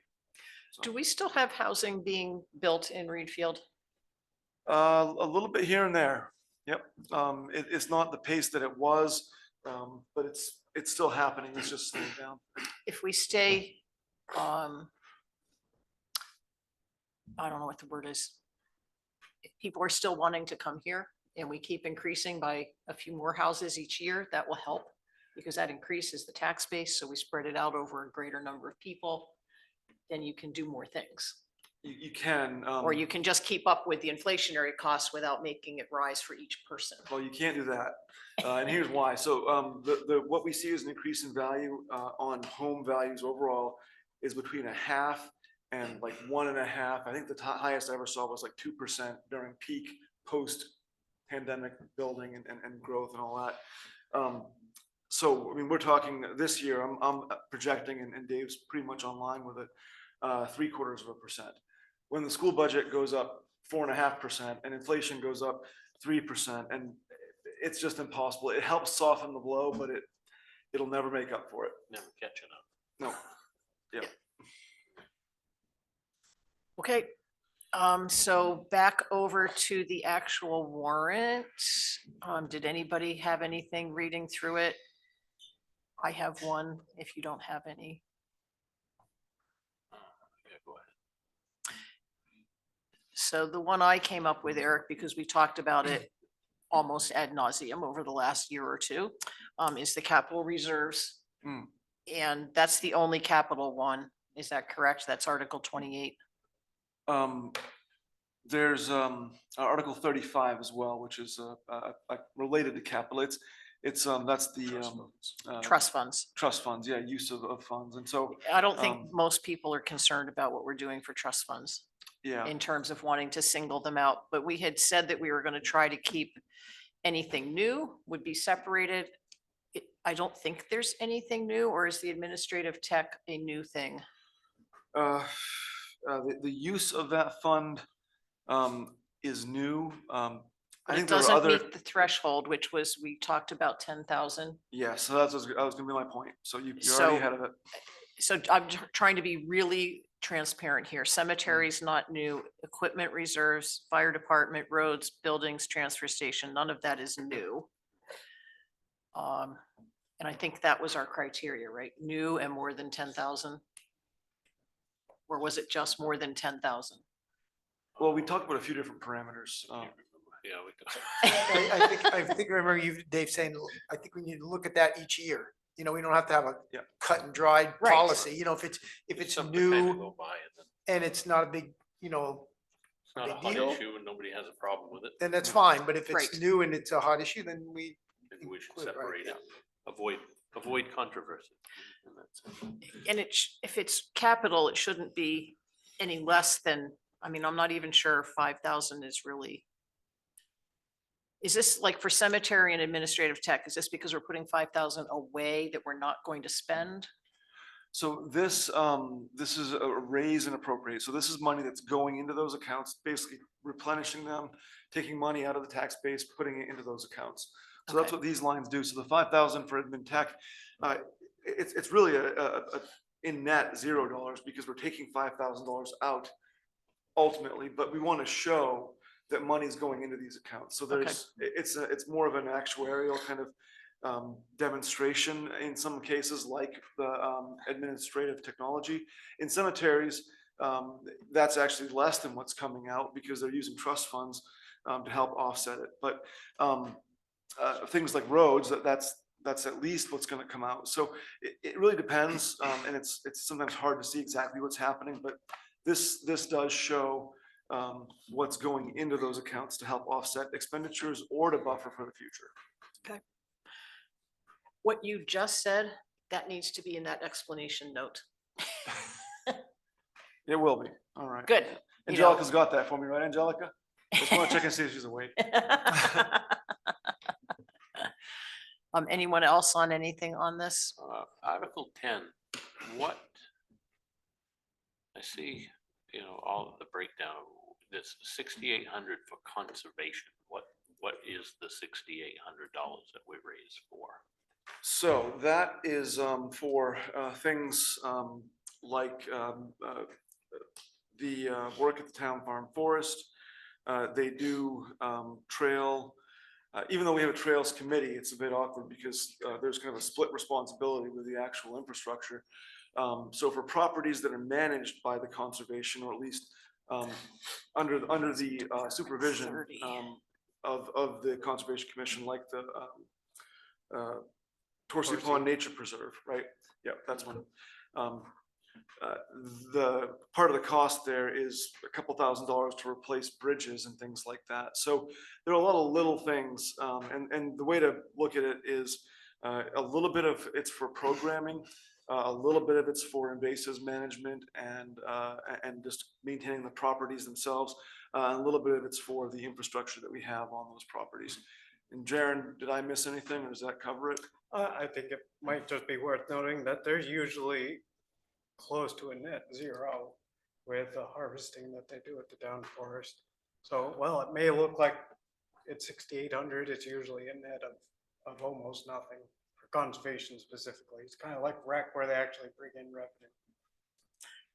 I'm looking at page 35 in the detail. They've got an invasives vernal pools for 1,700 on town farm forest for, I'm not sure if I'm in the right year.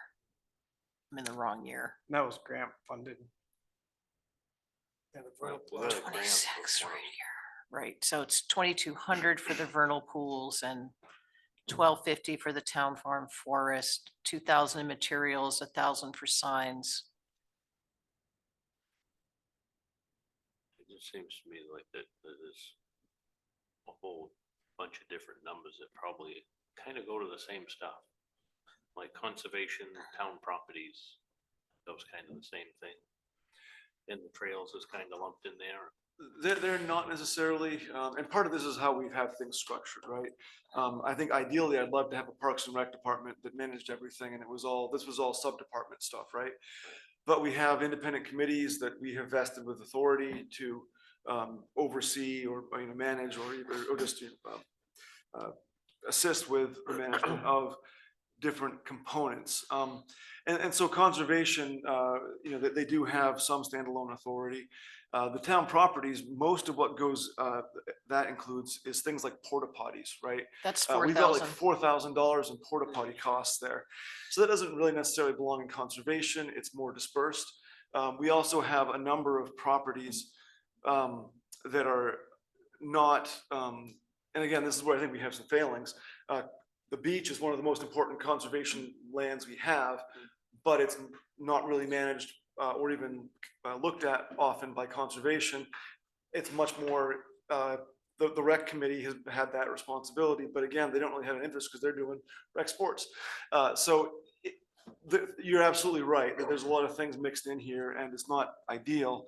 But this is the best, I guess, balance we've found given what the different responsibilities are and making sure that we try to put similar things together, if that makes any sense.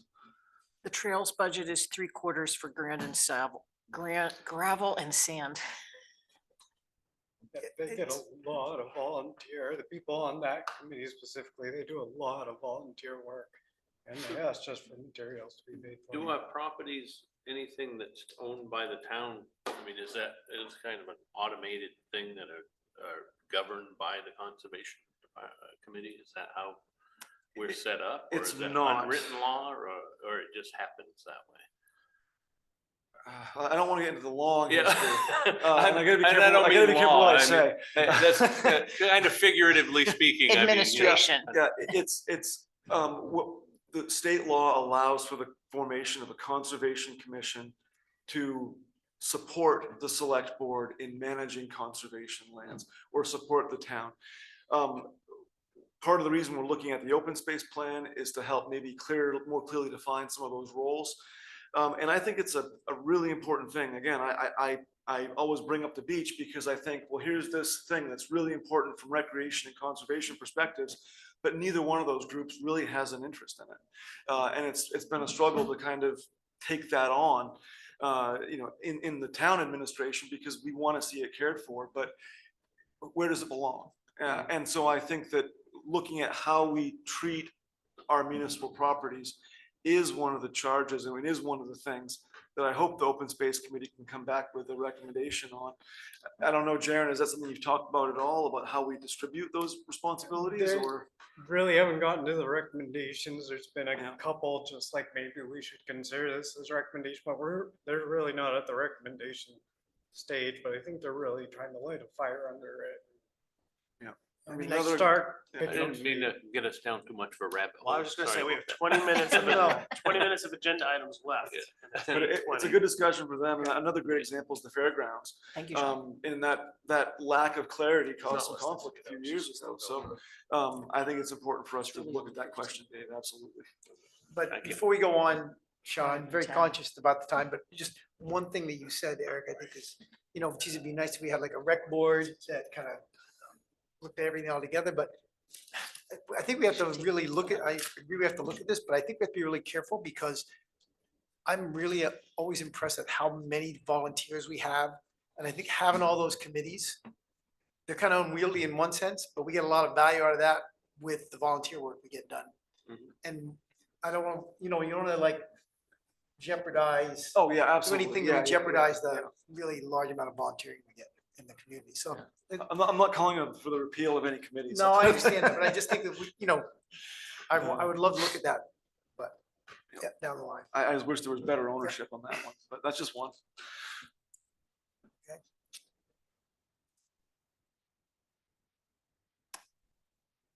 I just didn't notice, do we have, yes, transfer station revenue is only 39,000?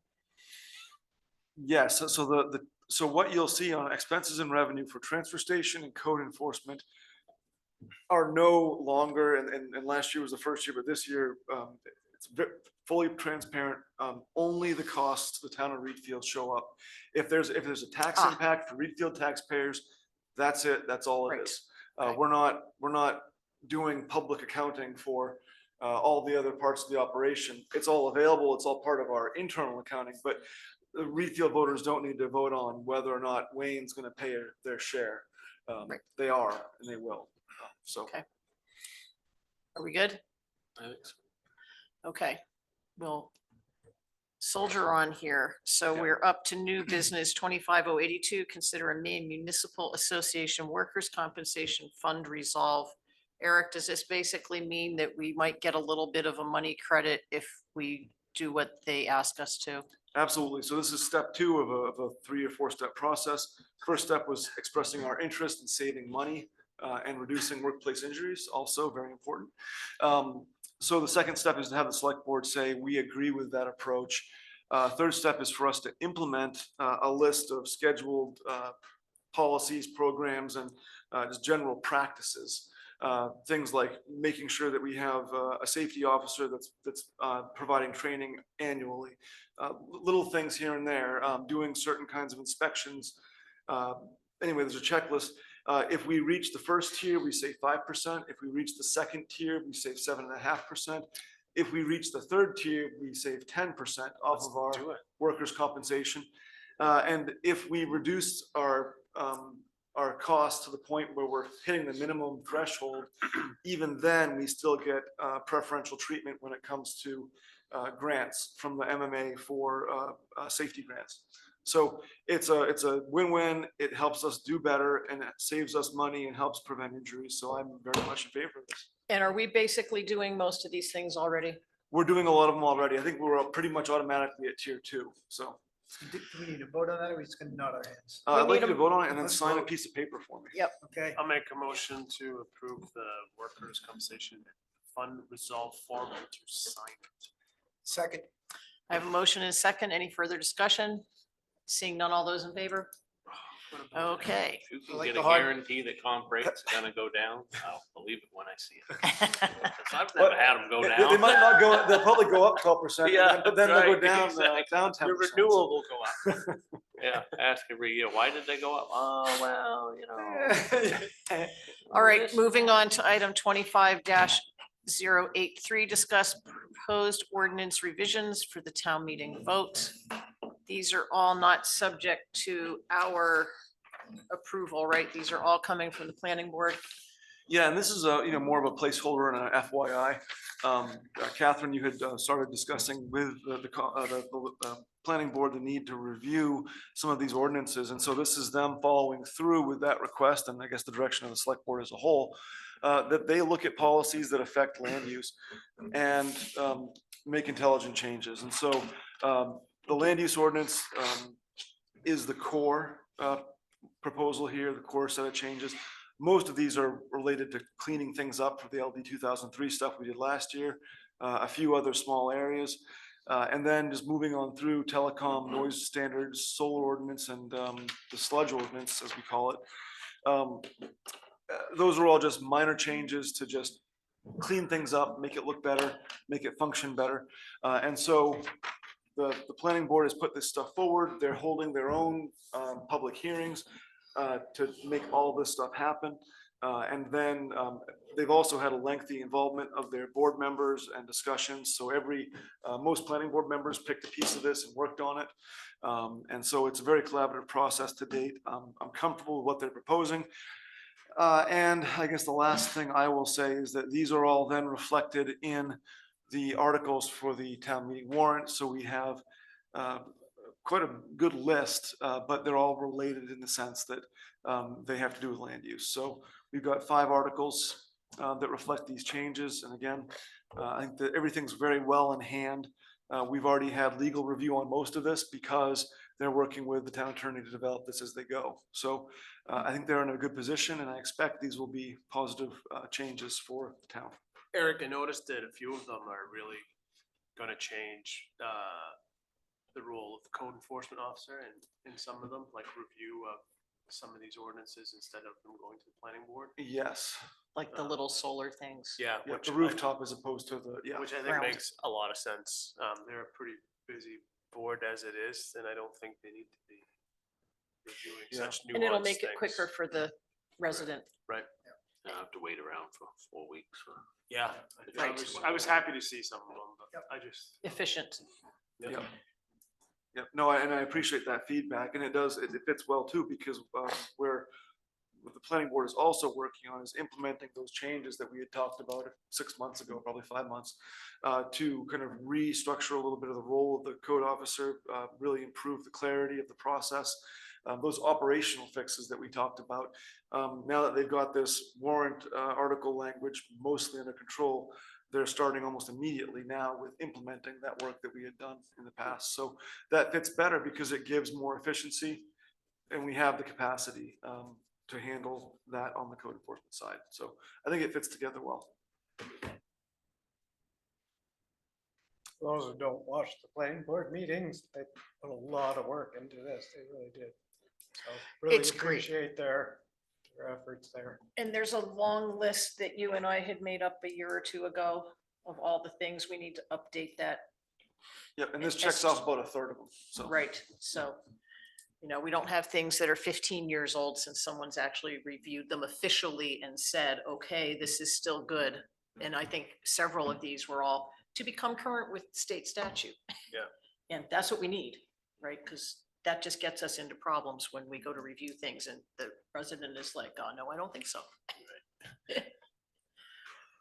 Is there any other business before the board tonight? I bet there's one item. Motion to adjourn. Is there a second? I thought we had the, wasn't there one? Oh, there's an FYI on Spirit of America, but that's It's just an not part of FYI. this. Okay. But that's been publicized that, Yeah. right? It is, but I guess the request here is that the board. Hey, everybody, the Spirit of America nominations are due by April 17th. There it Please, is. Thank So please check that out. There you go. if you guys know anybody you think is deserving, pitch it. So I have a motion. Do I have a second? Yes, from Dave. All right. All those in favor? We are adjourned at, oh, darn, 8:27, 8:28, Close enough. 8:28.